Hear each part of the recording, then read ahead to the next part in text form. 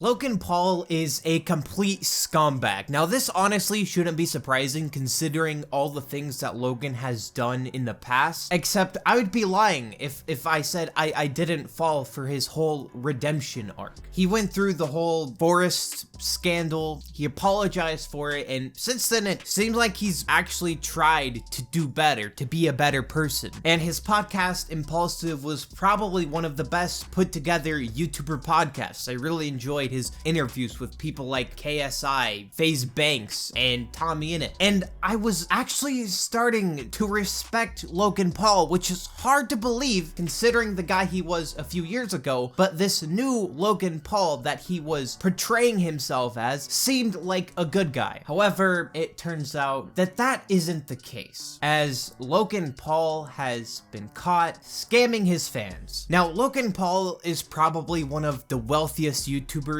in the world. I mean, this guy is so rich that he can drop like $5 million on a freaking Pokemon card. He's having fights with Floyd Mayweather. Back in the day, he was making like $1 million a day off of his Maverick merch. And he recently started his own energy drink company, Prime, with KSI. And these Prime energy drinks are everywhere. Like, you go to Walmart, they're there. You go to your local gas station, they're there. Which has honestly been pretty crazy to see. To see YouTubers launch a product like that and it be on store shelves next to like Gatorade or Powerade. So obviously Logan is very wealthy, extremely wealthy, some might say. But of course, that wealth wasn't enough for Logan, and he had to get involved with crypto. He had to get involved with NFTs. Back in 2020, everyone and their mother was getting involved in crypto. It was the #1 way to make money if you were a scammer. And Logan just couldn't resist dipping his greedy little hands into the NFT market. And he actually launched his own NFT collection or game thing. He made this like NFT token called CoffeeZilla where you would like hatch a zoo animal. It was somehow supposed to be a game. He hyped this up. He told everyone that they were gonna make a lot of money. CryptoZoo.co.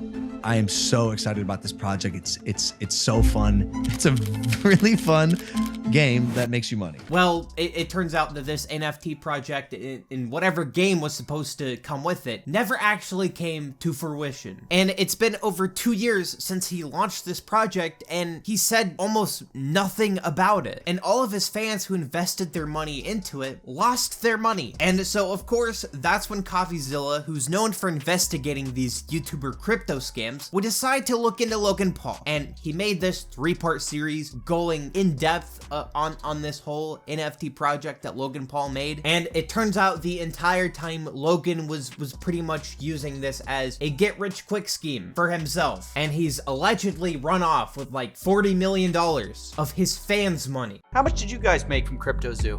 I lost around $50,000 in CryptoZoo. I lost $40,000. I lost around $15,000 US.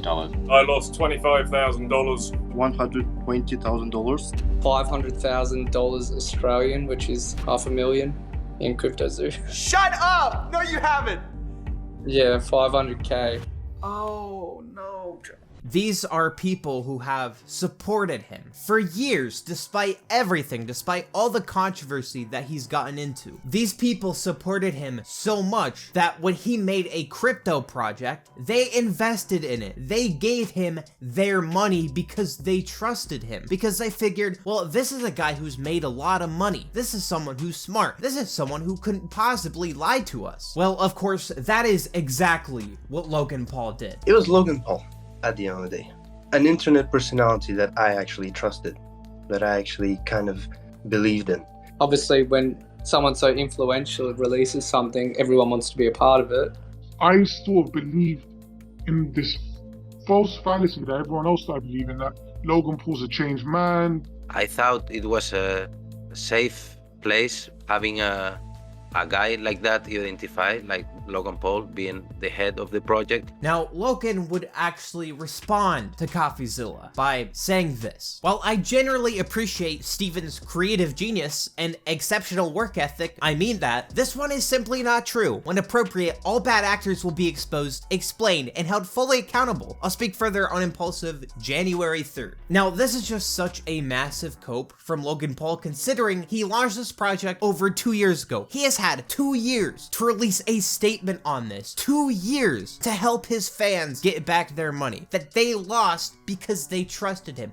And guess what? He was radio silent the entire time. I also find it funny that Logan actually blocked CoffeeZilla after he uploaded these videos. Like, yeah, sure, buddy, sure. I'm sure you do appreciate his work. Now, Logan would actually invite CoffeeZilla onto Impulsive because, well, he wants it on his platform, right? He wants to get the attention for it, and he wants to have the high ground on CoffeeZilla. Invited CoffeeZilla on Impulsive. Hey, Stefan, I'd love to extend the offer for you to come on Impulsive in person to discuss CryptoZoo. Of course, we'll cover all flights and accommodations. Look forward to hearing back. Best, Logan. Which, might I add, is just such a slimy thing to do. Like, why not go onto CoffeeZilla's channel? Why do you need it to be on your platform? Most likely so you can weasel your way out of this. Thankfully, CoffeeZilla saw right through this, and this was his response. Logan invited me on his show, but didn't include the email 24 hours before this where I invited him first onto my show along with Eddie, Crypto King, and Jeff. I'm happy to fly Logan down or live stream it, but I'm not flying to his CryptoZoo tax haven on New Year's, lol. It makes me sad to see you try and discredit my work, given how many times I've reached out in good faith. Nevertheless, once again, I want to invite you to tell your side of the story on my platform. If you have nothing to hide, this should be a no-brainer. We can chat about everything, CryptoZoo. I would extend the same invitation to Eddie, Jeff, and Crypto King as well. All that matters